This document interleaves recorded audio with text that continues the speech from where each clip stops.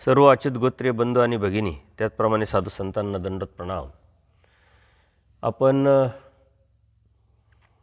गेली 2 दिवसापासून परमेश्वराबरोबरती आपला जो आध्यात्मिक प्रवास आहे तो कसा असावा आणि कसा करावा यासाठी चिंतन करत आहोत.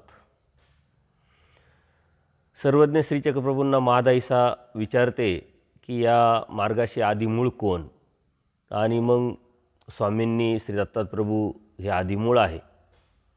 आणि ह्या दत्तात्रय प्रभूंकडून श्री चक्रपाणी प्रभूंनी ज्ञानशक्तीचा स्वीकार केला. श्री प्रभूंनी प्रभूंनी त्यांच्याकडून ज्ञानशक्तीचा स्वीकार केला आणि गोविंदप्रभू बाबांकडून स्वामी श्री चक्रधरांनी ज्ञानशक्तीचा स्वीकार केला. आणि स्वामी श्री चक्रधरांकडून आपल्याला बोध होऊन जीवदेवता प्रपंच आणि परमेश्वर यातला नेमकं मर्म कळालं आणि म्हणून आपण अनन्य भावे सर्वज्ञ श्री चक्रप्रभूंना शरण जाऊन भक्ती करत आहोत. आता हे लीळाचरित्र पुढं सरकत असताना स्वामी श्री चक्रधरांनी अवतार स्वीकारल्यानंतर प्रसंगानुरूप तत्त्वज्ञान सांगत असताना आपल्या पूर्वश्रमीच्या काही आठवणी, पूर्वश्रमीच्या काही लीळा महादाईसाच्या प्रश्नाला उत्तर देताना सांगितलेले आहे. त्याचप्रमाणे ज्या ज्या ठिकाणी स्वामी श्री चक्रधरांना आवश्यकता वाटेल त्या ठिकाणी काही प्रसंग उभे करून परमेश्वरांनी तत्त्वज्ञान आणि स्वतःची जाणीव आणि ओळख करून भक्तांना दिलेली आहे. अप्रत्यक्षरित्या आपल्यापर्यंत हे तत्त्वज्ञान आल्यामुळेच आपण स्वामी श्री चक्रधरांना परमेश्वर म्हणून समजतो, ओळखतो, जाणतो. आणि त्यांनी दिलेले 4 अवताराची ओळख आपल्याला परमेश्वर म्हणून आपण स्वीकारलेली आहे. नंतरच्या काळामध्ये स्वामी श्री चक्रप्रभू बाबांनीच, स्वामी श्री चक्रधर महाराजांनीच आपल्या कामाख्यानिमित्ताने देहत्याग करून भरवचला गुजरात राज्यामध्ये जाऊन हरिपाळ देवाचं पतित उठवलं आणि त्यानंतर सालबर्डीला जाऊन 12 वर्ष थांबून नंतर आपलं जीव उद्धारण्याचं व्यसन स्वीकारून पूर्ण महाराष्ट्रात भ्रमण केलेलं आहे. हे भ्रमण करत असतानाच काही अनुषंगाने काही लीळा आल्या. त्यातल्याच काही लीळा स्वामी श्री चक्रपाणी प्रभू महाराजांच्या बाबतीत स्वामी श्री चक्रधरांनी महादाईसाला सांगितलेलं आहे की श्री चक्रपाणी प्रभू अवताराच्या संदर्भात ज्यावेळेस आम्ही फलटणवरून माहूरला आलो, माहूरवरून ज्ञानशक्तीचा स्वीकार केला आणि द्वारकेला गेलो, त्या ठिकाणी अशा काही अलौकिक कोणत्या लीळा घडल्या त्या लीळा आपल्याला बऱ्यापैकी माहीत आहे. त्यातली अत्यंत महत्त्वाची लीळा म्हणजे श्रीप्रभू बाबांची भेट. आणि श्रीप्रभू बाबांना ज्ञान दान केल्यानंतर श्रीप्रभू बाबा पुन्हा रुद्रपूरला येतात आणि आपलं अवतार कार्य स्वीकारून अनंत जीवाला ब्रह्मपदी पाठवून दुःखातून नरकातून काढून सुखफळाला पाठवतात. परंतु श्री चक्रपाणी प्रभू महाराज हे द्वारकेला असताना अनेक लीळा घडलेल्या आपल्याला दिसतात. त्यातली अत्यंत महत्त्वाची लीळा आपण जाणून घेत असतो, समजून घेत असतो, ती म्हणजे ब्राह्मणाला सहस्त्र भोजनाचा स्वीकार. कारण एक ब्राह्मण असतात, त्यांनी आपल्या मनामध्ये काही जपजाप्य नवसाच्या माध्यमातून की 1000 ब्राह्मणांना मी भोजन घालील अशा पद्धतीनं विचार केलेला असतो, निग्रह केलेला असतो. आणि त्याच अनुषंगाने त्यांनी काही व्यापार करून पैसे जमवून द्वारकेला जायला निघतात. आणि जाता जाताच त्यांना चोरांनी सर्व लुटल्यानंतर त्यांच्याकडे काहीच राहत नाही. परंतु त्यांची पत्नी कुशळतेने एक सोन्याची भोवरी जी आहे ती तोंडात लपवते आणि तिथं सर्व आता काहीच नाही आहे. परंतु त्या चिंतेत असतानाच ते द्वारकेला पोचतात आणि पत्नीला सांगतात की आता आपण कशा पद्धतीनं कोणत्या उद्देशाने आलेलो आहे, परंतु आता ती नाविलाज आहे. आणि तीच ब्राह्मणी मग सांगते की मी स्वयंपाक करते, तुम्ही 1000 ब्राह्मणांना बोलून आणा आणि माझ्याकडं अशी अशी भोवरी आहे, ती मी अशा पद्धतीनं लपवली. तर ब्राह्मणांना आश्चर्य वाटतं आणि समाधानही वाटतं. त्या अनुषंगाने ते पुढची तयारी करतात. परंतु आदल्याच रात्री त्यांना चिंता करत असताना, विचार करत असताना त्यांना तिथल्या ग्रामदेवतेने सूचित केलेलं असतं की असे श्री चक्रपाणी प्रभू महाराज आहे, त्यांना जर तुम्ही आमंत्रित केलं आणि त्यांना जर जेव घातलं तर 1000 ब्राह्मणांना जेव घातल्याचं पुण्य तुला लाभेल. आणि त्यामुळं त्याचं टेन्शन बऱ्यापैकी कमी जरी झालेलं असलं तरी आता जे विचार होता, जी चिंता होती, तीही आपल्या ब्राह्मणीच्या माध्यमातून दूर झाली असं समजून ते म्हणतात की तयारी करा, आम्ही बोलून आणतो असे असे पुरुष आहे. तर ब्राह्मणीच्या मनात शंका येते का कोण? तर ते सांगतात की अशा अशा ठिकाणी काल आपल्याला जे दिसले होते उंटाच्या खाण्यामध्ये बसलेले, त्यांना मी बोलवतो. तर आता ब्राह्मणीला तो काही ज्ञान नाही, बोध नाही, जाणीव नाही, त्यामुळे ते म्हणतात ती त्यांना कशाला बोलावता. आणि मग तो ब्राह्मण त्यांना समजावतो की तुम्ही समजता तसं काही नाही आहे, ते ईश्वर पुरुष आहे, त्यामुळे तुम्ही तुमची तयारी करा, आम्ही त्यांना बोलून आणतो. आणि त्याप्रमाणे तो ब्राह्मण श्रीचक्रपाणी प्रभू महाराजांक येऊन विनंती करतो, दंडवत घालतो आणि आपल्या भोजनाचा स्वीकार करून तुम्ही यावं आमच्या ठिकाणी अशी विनंती केल्यानंतर श्रीचक्रपाणी प्रभू महाराजसुद्धा ती विनंती स्वीकारतात आणि येतात. आल्यानंतर सर्व त्या ब्राह्मणांनी देवाला बसण्यासाठी पाठ, पूजा, अवसर वगैरे सर्व केल्यानंतर जेवणाला सुरुवात होते आणि त्यांनी एक अलौकिक तो त्यावेळेस स्वीकारलेला असतं. ज्यावेळेस तो ब्राह्मणी वाढण्यासाठी येते तेव्हा ते नाही म्हणतात आणि ती गेल्यानंतर मग ब्राह्मणाकडे ते मागतात का हे आणा ते आणा. अशा पद्धतीनं बऱ्याच वेळा जे जेवण 1000 लोकांचं केलं होतं ते बरंच संपत आल्यानंतर ब्राह्मणीच्या मनात एक शंका येते, मनामध्ये एक भाव तो जो आहे तो खुंटला जातो की 1000 ब्राह्मणाचं जेवण आता हे एकटेच ब्राह्मण करतात का, काय यांनाही दुसरा कोणी भेटला नाही, हाच ब्राह्मण भेटला का, अशी मनात भाव निर्माण होतो. आणि देवानी सांगितलं भाव्य विचारी. तो भाव्य विचारल्यानंतर देवानीसुद्धा आपला श्रीकर आखडता घेतला आणि तिथून त्या भोजनाचा स्वीकार करून ते निघून गेले. पण ज्यावेळेस तो ब्राह्मण त्या पत्रावळ्या उचलायला सुरुवात करतात तर त्या 500 पत्रावळ्या त्यांना भेटतात आणि त्यांच्या लक्षात येतं की आपल्या ब्राह्मणीच्या मनात अशी किंतु परंतु आल्यामुळं हे 500च भोजनाचा स्वीकार आपल्या देवाने केलेला आहे. आणि म्हणून ते तिला ओरडतात की जर तुझ्या मनामधला जो भाव आहे तो विचारला नसता तर एकाच ठिकाणी देवाच्या ठिकाणी, ईश्वर पुरुषाच्या ठिकाणी मी केलेलं 1000 ब्राह्मणाचं पुण्य मला लाभलं असतं आणि मी जे केलेला नवस आहे तो फिटला असता. अर्थात सांगण्याचं तात्पर्य काय का हा जो भाव आहे हो विचारतो आणि निष्ठा आपली असायला पाहिजे. त्यांना काही बोध नव्हता, परंतु ग्रामदेवतेने सांगितल्यामुळे ती एक निष्ठा वाढली आणि त्यांनी त्या ठिकाणी ते सहस्र भोजनाचा जरी त्यांनी निग्रह केलेला असला तरी 500च भोजनाचा चक्रपाणी प्रभूंनी स्वीकार केला आणि तिथून निघाले. अशा ह्या ज्या लीळा आहे या चक्रपाणी प्रभू महाराजांच्या लीळा स्वामी श्री चक्रधर सांगत आहे. कारण ज्या ज्या ठिकाणी महादायसाच्या प्रश्नाच्या अनुषंगाने किंवा काही प्रसंगानुरूप जेव्हा प्रसंग येतो त्यावेळेस स्वामी श्री चक्रधर हे पूर्वश्रमीचे श्री चक्रपाणी प्रभू महाराज आहे, त्या संदर्भात स्वतःच्या आठवणी सांगतात. अशा अनेक लीळा आपल्याला पाहायला भेटतील. दाम्पत्यास वाराणसीची यात्रा घडवणे. काही लोक वाराणसीला जायला निघतात, परंतु एक दाम्पत्य असं असतं की त्यांच्याकडं परिस्थिती नसते, त्यांना जायचं तर असतं आणि म्हणून ते तळमळ करतात. तर त्याच वेळेस आपल्या श्री चक्रपाणी प्रभू महाराजांनी एका दिवसात सकाळी गेले आणि संध्याकाळपर्यंत लगेच वाराणसीची त्यांना यात्रा घडवली. तिथले लोक म्हटले की तुम्ही कधी आले? आणि आम्ही सकाळीच आलो. आणि ज्यावेळेस ते घरून रिटर्न आले त्यावेळेस विचारलं की म्हणे चक्रपाणी प्रभू महाराज इथंच होते म्हटले. तर अशा आश्चर्यजनक अशा काही लीळा चक्रपाणी प्रभू महाराजांनी घडवल्या. आता देवसुद्धा हे ज्या चमत्कारिक अशा लीळा का घडवतात याचं कारण काय का ह्या जीवाची जी आहे तो वेद आहे, जो दर्शनाची इच्छा आहे, निष्ठा आहे, परमेश्वरावरती ईश्वर पुरुष म्हणून जो भाव निर्माण व्हायला पाहिजे तो व्हावा आणि देवाकडे त्यांनी आकर्षित होऊन परमेश्वराचं भजन पूजन करावं, जेणेकरून ह्या जीवाची अयोग्यता कमी होऊन योग्यता वाढेल आणि तो ह्या परमेश्वराचं भजन पूजन केल्यानंतर तो सुखफळाला जाईल. हाच उद्देश परमेश्वराचा असतो. परंतु अनेक जीवांच्या संदर्भात लीळाचरित्रामध्ये आपण पुढं जात राहणार आहे.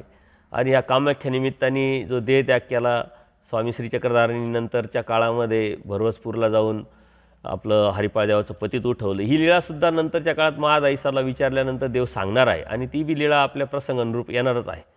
परंतु चक्रपाणी प्रभू महाराजांच्या आठवणी स्वामी श्री चक्रधर सांगताय आणि हे सांगण्याच्या पाठीमागचं कारण परमेश्वर श्री चक्रपाणी प्रभू महाराज हे आवर्दृश्य अवतार आहे.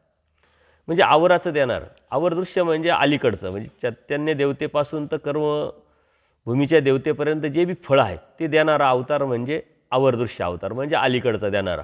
परदृश्य अवतार म्हणजे चैतन्याच्या पलीकडं म्हणजे परमेश्वराचे काही जे साधने आहे ते देणारा अवतार, आणि उभयदृश्य अवतार म्हणजे अलीकडचंही आणि पलीकडचंही देणारा अवतार. म्हणजे अर्थात जो उभयदृश्य अवतार असतो त्यापासूनच जीवाची अयोग्यता जाऊन योग्यता वाढून परमेश्वराची प्राप्ती तोच परमेश्वर करून देत असतो. आणि म्हणून आपण स्वामी श्री चक्रांची भक्ती करतोय याचं कारण आहे की तो अलौकिक अवतार आहे, उभयदृश्य अवतार आहे. जीव उद्धरण्याचं व्यसन यतिमुनीचा वेश घेऊन तो अवतारांनी आपल्याला हे सर्व तत्त्वज्ञान वेदबोध देऊन धर्माची जाणीव आणि स्वतःची ओळख करून दिलेली आहे. म्हणून आपण एकनिष्ठ भक्तीच करतोय. एकनिष्ठ भक्ती का, तर स्वामी श्री चक्रधरांची भक्ती करतोय. स्वामी श्री चक्रधरांनी आपल्याला ह्या 4 अवताराची माहिती दिलेली आहे. अनेक लोकांच्या मनामध्ये संभ्रम असतो की एकनिष्ठ भक्ती आहे, परंतु 5-5 अवतार का सांगितले. तर स्वामी श्री चक्रधरांनी पूजनीय माईम भटांच्या निमित्ताने त्यांना जे प्रश्न पडले त्या प्रश्नाच्या माध्यमातून त्यांची निष्ठा वाढावी, त्यांना बोध देण्याच्या अनुषंगाने त्यांचे जे अडथळे ते दूर व्हावे, या अनुषंगाने त्या 4 अवताराच्या गोष्टी किंवा 4 अवताराची माहिती जाणीव आपल्याला करून दिलेली आहे. अर्थात तेही परमेश्वर अवतार आहे आणि त्या अवताराला आपण स्वीकारावं आणि त्यांची भक्ती करावी. परंतु 5वे ते निरंतर म्हणजे 5वं जे परमेश्वर अवतार आहे स्वामी श्री चक्रांचा, तोच अवतार आपल्याला आज साधनदाता आणि साध्य म्हणून प्राप्त करून देणारा अवतार असल्यामुळं आपण त्याची भक्ती करतो. आणि म्हणून आपली भक्ती ही एकनिष्ठ आहे. स्वरूपांगाने सर्व अवतार जरी एक असले तरी आपल्याला कोणत्या अवतारांनी माहिती दिलेली, कोणत्या अवतारांनी जाणीव करून दिलेली, कोणत्या अवतारांनी बोध दिलेला आहे, कोणत्या अवतारांनी हे सर्वच आपल्याला सांगितलेलं आहे, तो अवतार म्हणजे स्वामी श्री चक्रधर. आणि म्हणून प्रसंगानुरूप आपण लीळाचरित्राचं पठण करत असताना, स्वामी श्री चक्रधरांबरोबर आपला प्रवास चालू करत असताना महादायसाला जे प्रश्न पडतात तेच आपल्याला प्रश्न पडतात. आणि त्या प्रश्नाचे उत्तर आपल्याला स्वामी श्री चक्रधर ज्याप्रमाणे महादायसाला सांगतात, अप्रत्यक्षरित्या ते आपल्याला सांगतात. हे आपण जर समजून घेतलं तर नक्कीच आपला परमेश्वराबरोबरचा हा प्रवास पुढं चालत राहील. त्यानंतर कापडी छत विझवणे. स्वामी जे चक्रपाणी प्रभू महाराज आहे हे द्वारकेला असताना त्यांचे जे भक्त आहे, काही भक्तांच्या ठिकाणी गावातील महाजन देवाजवळ बसलेले असताना त्या कापडी छताला आग लागते आणि ते महाजन तिथं विझवतात. परंतु नंतरच्या काळामध्ये त्यावेळी अचानक स्मित हास्य करत देव हसले. तेव्हा महाजनांनी विचारलं की तुम्ही का हसले. म्हणले अशा ठिकाणी आग लागली होती, ती मी इथून विझवली. तर त्या महाजनांनी तिथं पत्र पाठवलं आणि कन्फर्म करण्यासाठी विचारलं, तर ते म्हटले देव त्यावेळेस इथंच होते. श्रीप्रभूंची श्रीमुखी बोट घालणे, ज्या वेळेस आसनावर बसलेले देव होते, गावातील कोणी महाजन बसलेले होते जवळ, आणि त्याच वेळेस त्यांनी अचानक श्रीमुखात बोट घातले. तर ते म्हटले असं का केलं तुम्ही. तर देवाने त्यावेळेस काय सांगितलं का अशा ठिकाणी सारंगधाराच्या देवळातील जो पुजारी आहे तो जेव्हा वात पुढे सरकवताना त्याचा हात जळाला आणि म्हणून तो मी इथून विझवली. त्यांनी बोट तोंडात घातलं, मी त्याला आमच्या श्रीमुखात बोट घालून दूर केलं त्याचं जे दुःख आहे. तर उष्ट सारंगधारांनी नैवेद्य समर्पण केला म्हटले. तर तो महिना तो दिवस यांनी लिहून पाठवला. तर ते तसंच ते म्हटले देव इथंच होते आणि त्यावेळेस असं जे तुम्ही म्हणताय तसं झालं होतं. काही घरी एक श्राद्ध होतं, त्या श्राद्धाच्या ठिकाणी देवानी यावं आणि खावं अशी त्यांची इच्छा नव्हती, कारण त्यांचं अलौकिक ते विवरण होतं, ते सर्वसामान्य जीवाला कळणं अशक्य होतं.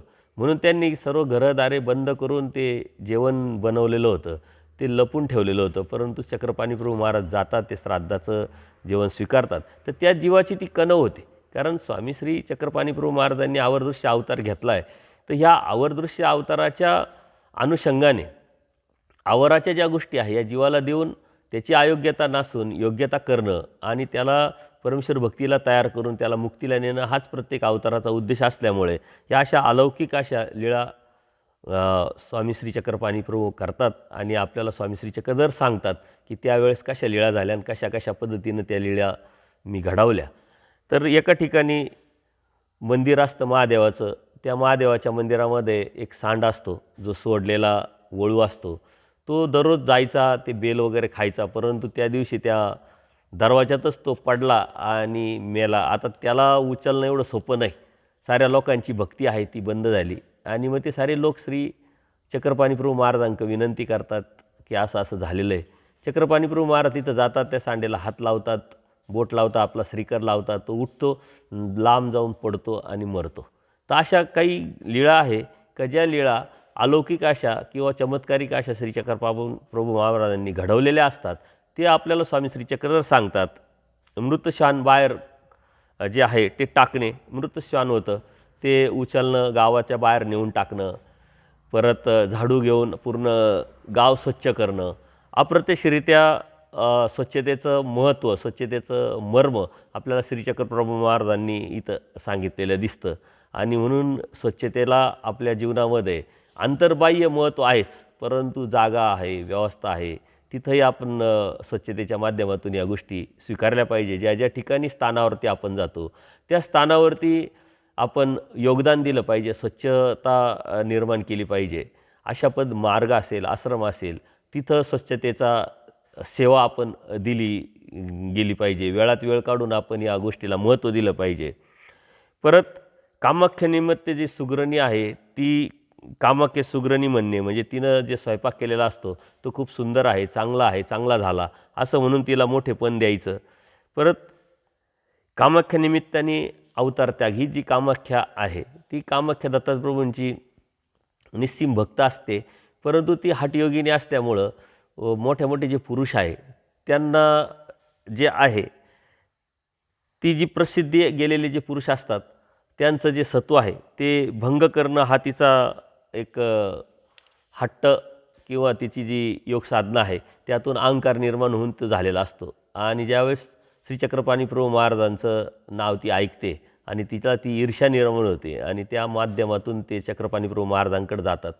ती इच्छा व्यक्त करते, परंतु चक्रपाणी प्रभू महाराज तिला ते नाकारतात आणि तुला दत्तप्रभूंची शपथ असं सांगून तिला थांबवतात. परंतु ती हठयोगिनी असल्यामुळे 7 दिवस अहोरात्र ती त्याच मंदिराच्या दरवाजात बसून राहते आणि आतमध्ये चक्रपाणी प्रभू महाराज आणि बाहेर दरवाजामध्ये ती, अशा पद्धतीनं अहोरात्र गेल्यानंतर तिला बऱ्याच चक्रपाणी प्रभू महाराजांनी समजवलं असेल, सांगितलं असेल, परंतु तिच्या डोक्यात ते न जाता ती हट्ट धरते आणि त्या हट्टाला आता वश होऊन परमेश्वराने सुद्धा तो जे आपलं शरीर असतं ते सोडून ते तिथून निघतात आणि भरवचला गुजरात राज्यामध्ये येऊन श्री हरिपाळ देवाचं आपलं पतित जे आहे ते उठून श्री चक्रधर प्रभू नावानी लगेच तिथं अवतार सुरू जरी नाही केला तरी त्या ठिकाणी ते थांबतात गेली 14 वर्ष. याचं कारण की हे जे चक्रपाणी प्रभू महाराज आहे त्यांना तोच शरीर स्वीकारायचं होतं, परंतु तिथले जे पुजारी असतात त्यांना ते माहीत नसल्यामुळे ते त्या शरीराचा निक्षेप करतात आणि ती कामाख्यासुद्धा हे कशा हठयोगिनी असं म्हणून ती निघून जाते. नंतरच्या काळामध्ये चक्रपाणी प्रभू महाराजांनी श्री चक्रधर नावानी गोविंदप्रभू बाबांकडून शक्ती स्वीकार करून अवतार कार्याला सुरुवात केलेली असते. तर अशा पद्धतीनं स्वामी श्री चक्रधरांनी आपला पूर्व परिचय, आपला पूर्व काळ श्री चक्रपाणी प्रभू महाराजांच्या अवताराच्या वेळेस केलेल्या लीळा आपल्याला ते सांगून आपला पूर्व परिचय देतात आणि त्यानंतर अवतार स्वीकारल्यानंतर त्यांचं जे कार्य आहे ते खऱ्या अर्थाने सुरू होतं. पण तरी सुरू झालं तरी लगेच सुरू होत नाही. बराच काळ एकांकीचा गेल्यानंतर लोकोक्तीमध्ये आल्यानंतर अनेक भक्तांच्या माध्यमातून ते ह्या जीव उद्धारण्याच्या कार्याला सुरुवात करतात. तेच आपण पुढे जाऊन बघणार आहोत. यावरती काही प्रतिक्रिया असतील तर नक्की कळवा, कारण ह्या एकांकीच्या लीळा हा लीळाचरित्रामध्ये काही वेगळा भाग दिलेला नाही आहे, परंतु अनेक लीळा आहे की ज्या स्वामी श्री चक्रधरांनी एकांकीच्या लीळा कोणत्या, कुठं, कधी, कशा पद्धतीनं, कोणत्या भक्तांबरोबर काय घडल्या त्या महादाईसाला सांगतात, म्हणून ते एकांकीच्या लीळा. अर्थात पूर्वार्ध, उत्तरार्ध आणि अज्ञात लीळा असे 3 भाग जरी असले तरी एकांकीच्या लीळा जरी वेगळ्या नसल्या तरी लीळाचरित्रामध्ये एक भाग म्हणून एकांकीच्या लीळा येतात. आणि त्या एकांकीच्या लीळा आज आपण काही बघितल्या का ज्या स्वामी श्री चक्रधरांनी आपल्याला चक्रपाणी प्रभू महाराजांच्या संदर्भात सांगितल्या आणि नंतरच्या काळातही स्वामी श्री चक्रधर एकांकीच्या लीळा आपल्याला सांगत आपला पूर्वपरिचय कोणत्या जीवाच्या संदर्भात काय झालं. आता ते जीव ज्या वेळेस परमेश्वराच्या सन्निधानात आले त्यांना काही वेद नाही, बोध नाही, परंतु परमेश्वर त्यांच्या सन्निधानात परमेश्वराला त्यांना आपल्या सन्निधानात आणल्यानंतर त्यांची अयोग्यता दूर करून योग्यता वाढून तेच जीवाला पुढे जाऊन ज्ञान आणि प्रेम देऊन प्राप्तीला घेऊन जात असतात. ज्या जीवाची जशी कणव असेल त्या त्या परिसरात जाऊन त्या त्या भागात जाऊन परमेश्वराने त्यांच्याकडून भिक्षा मागितली असेल, त्यांना संबंधदान, लीळादान किंवा ग्रहणदानाच्या माध्यमातून किंवा त्याची योग्यता वाढून ज्ञान आणि प्रेमाचं दातृत्व नंतरच्या काळामध्ये त्या परमेश्वराने त्याच भक्ताला नंतरच्या काळात दिलं असेल. त्यातला अत्यंत महत्त्वाची लीळा म्हणजे पूजनीय भांडारेकर हे आपण घेऊ शकतो. भांडारेकरांकडे स्वतः देव जातात, भिक्षेला जाऊन त्यांची योग्यता असल्यामुळे ते देवाबरोबरच येतात आणि पुढे जाऊन देवाबरोबर 16 वर्ष थांबून ते प्राप्तीला परमेश्वर त्यांना घेऊन जात असतात. तर अशा पद्धतीने ह्या ज्या एकांकीच्या लीळा आहे आपल्याला या चरित्रामध्ये पानोपानी आढळतील. परंतु स्वामी श्री चक्रधर प्रसंगानुरूप त्या लीळा सांगून स्वतःचं परमेश्वरत्वसुद्धा ते सिद्ध करतात. मग त्यामध्ये काही दत्तप्रभूंच्या संदर्भात असेल, काही श्रीकृष्ण महाराजांच्या संदर्भात असेल, श्री चक्रपाणी प्रभू महाराजांच्या, श्री गोविंदप्रभू महाराजांच्या संदर्भात आणि अनेक भक्तांच्या संदर्भातसुद्धा त्या लीळा आपल्याला पाहायला भेटतील. असा हा लीळाचरित्रातला जो प्रवास आहे स्वामींबरोबर आपला पुढं पुढं सरकत जाईल आणि एक एक पान लीळाचरित्राचं उलगडत असताना आपल्या जीवनामधला जो बदल आहे परमेश्वराला अपेक्षित तोही आपण करत राहावं आणि ह्या परमेश्वराबरोबर आपला आध्यात्मिक जीवनप्रवास, सन्निधानातला जीवनप्रवास करत करत आपलंही हित साधून घ्यावं हीच विनंती, आव्हान आणि प्रभुचरणी प्रार्थना. खूप खूप दंडोत प्रणाम, दंडोत प्रणाम, दंडोत प्रणाम.